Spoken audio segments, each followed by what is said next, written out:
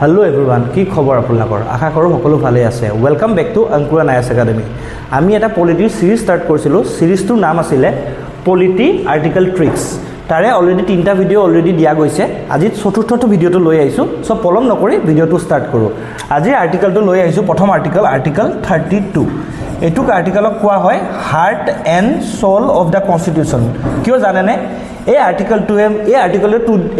2 D যদি আপোনালোকৰ কিবা ফান্ডামেন্টাল ৰাইটস ভায়োলেট হৈছে আপোনালোকে ডাইৰেক্ট এটো আৰ্টিকল ইউজ কৰি সুপ্ৰিম কোৰ্টত যাব পাৰে ক'ত যাব পাৰে ডাইৰেক্ট সুপ্ৰিম কোৰ্টত আৰ্টিকল 32 ইউজ কৰি এটা আৰ্টিকল 32 ৰিমেম্বাৰ কৰা ট্ৰিকটো মই আপোনালোকক কৈ আছো আৰ্টিকল 32 নহয় জানো এনে ক'ব 32 ৰিটস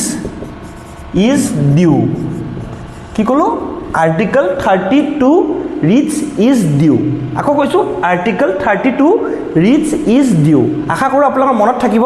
এনেকৈ দুই এজন লগৰক ক'ব আপোনালোকৰ ডেফিনেটলি আৰ্টিকলটো মনত থাকিব ঠিক আছে